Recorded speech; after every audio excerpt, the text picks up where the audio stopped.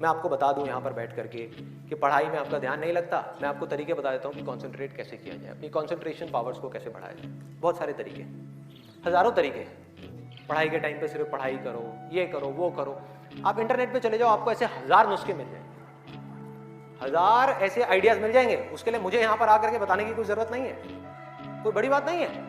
अगर कोई चाहता है ये जानना कि पढ़ाई में अपनी कॉन्सेंट्रेशन पावर्स को कैसे बढ़ाया जाए, तो 1000 रास्ते हैं। गूगल के ऊपर जाकर के आप सर्च करो how to increase your concentration power, आपको टिप्स मिलती चली जाएंगी। उन टिप्स में से जो अच्छी लगती है उसको इंप्लीमेंट करते चले जाओ, कॉन्सेंट्रेशन पावर्स बढ़ जाएंगी। लेकिन ये भी प्रॉब्लम की जड़ नहीं है।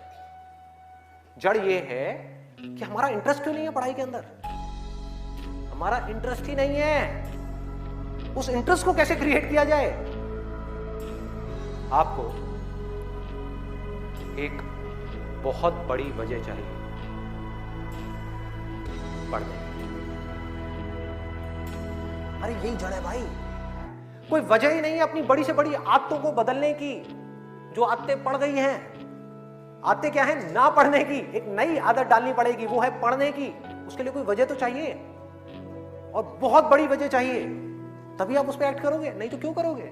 आप कहोगे ठीक है जिंदगी चल तो रही है, चलती रहेगी ना, क्या फर्क पड़ रहा है, क्या जा रहा है। एक्सक्यूजेस बनाते रहोगे कि इस वजह से नहीं हो रहा, उस वजह से नहीं हो रहा, उस वजह से नहीं हो रहा, जबकि अंदर से आपको भी पता होगा कि ये सब एक्सक्यूजेस है, असली कहानी कुछ और है। तो वजह चाहिए। वजह क्यों चाहिए? आप इमेजिन करो कि आप एक डेजर्ट में हो, रेगिस्तान में हो, और खो गए, रास्ता भूल गए। एक दिन निकल गया, 2 दिन निकल गए, क्या होगा ऐसे में? प्यास से तड़प रहे होगा ना। इमेजिन करो उस सिचुएशन को, just imagine what I am saying, कि 2 दिन हो गए हैं, आपने पानी की एक बूंद भी नहीं पी है और मरने लायक हालत है। उस वक्त आपके दिमाग में क्या चल रहा होगा? सिर्फ पानी, कि कहीं से पानी की एक बूंद मिल जाए, सिर्फ एक बूंद मिल जाए कहीं से पानी की। वो सूख गया है, अंदर तक सब कुछ सूख गया है, पूरी हालत हुई पड़ी है। उस वक्त आप क्या करें? क्या पियो? टॉयलेट पिएंगे। Let's give a big hand for him. और ये तो थ्योरेटिकल बात नहीं है, जो भी लोगों के साथ में ये चीज हुई है, उनके एक्सपीरियंसेस जाकर के आप पढ़ लो, आपको समझ आ जाएगा। टॉयलेट जिसको हम वेस्ट समझते हैं, वो भी एक एक बूंद उसकी भी कीमती हो जाती है, जो आप में से कोई अभी सपने में भी करने की नहीं सोच सकता। अभी कोई यहां से बाहर जाकर के अपना टॉयलेट पिएगा? कोई है तैयार है? एनीबडी? कोई नहीं। क्यों? कोई वजह ही नहीं है। There is no reason. There is no reason. क्यों पिए भाई? मैं पागल हूं क्या? ना, मैं पागल हूं जाकर के जबरदस्ती अपना टॉयलेट पीऊं? लेकिन अगर वो वजह बड़ी हो तो आप पानी क्या, खून भी पी जाओ।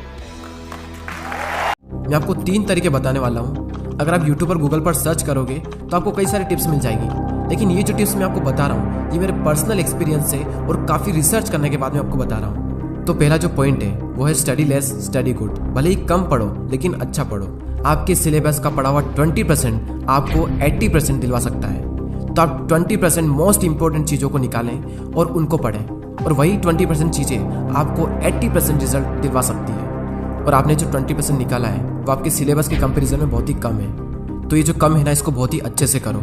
और यही था हमारा first point, study less and study good. अब नेक्स्ट जो पॉइंट है वो है स्टडी इन मॉर्निंग। और ये जो पॉइंट है ना, ये मेरा फेवरेट पॉइंट है, क्योंकि मैंने अपनी लाइफ की ज़्यादातर पढ़ाई सुबह ही की है। सुबह जल्दी उठकर पढ़ने के 2 सबसे बड़े बेनिफिट होते हैं। सुबह के टाइम हमारी कंसंट्रेशन सबसे पीक स्टेट पर होती है, और सुबह के टाइम पे जो कंसंट्रेशन होती है शायद ही पूरे दिन में आपको कंसंट्रेशन मिल पाएगी। और सेकंड बेनिफिट ये है सुबह जल्दी उठने का, कि सुबह कोई भी डिस्टर्ब करने वाला नहीं होता है। आप सुबह जल्दी उठकर 3 घंटा पढ़िए, और उसके बाद में पूरे दिन अगर आप सिर्फ मुश्किल से आधा से 1 घंटा भी पढ़ते हैं तो बहुत है आपके लिए। हमारे देश के प्राइम मिनिस्टर मोदी जी ने भी सुबह जल्दी उठकर पढ़ने को कहा है। एक रीजनेबली सुबह सूर्योदय के पहले अगर तैयार हो करके पढ़ना शुरू करते हैं तो पूरी तरह आप बिल्कुल मन से एकदम तंदुरुस्त होते हैं। जैसे बारिश के बाद आसमान कैसा साफ नजर आता है। सुबह बहुत ही उत्तम कालखंड होता है, फ्रेश होते हैं, थकान नहीं होती है, और अध्ययन से ही शुरू करते हैं तो ज़्यादा अच्छा रहता है। और ना सिर्फ मोदी जी ने बल्कि हमारे शास्त्रों में, आयुर्वेदा में भी यही बात कही गई है कि सुबह के टाइम हमारा ब्रेन सबसे ज़्यादा एक्टिव होता है, और उस टाइम जो भी हम अपने ब्रेन में डालेंगे वो दिमाग में छप सा जाएगा। सो ये था second point, study in morning. और ये पॉइंट आप सबको ऑलरेडी पता है, लेकिन हर कोई इस पॉइंट को बहुत ही इग्नोर करता है, और वो पॉइंट है पढ़ाई के बीच में रेस्ट लेना।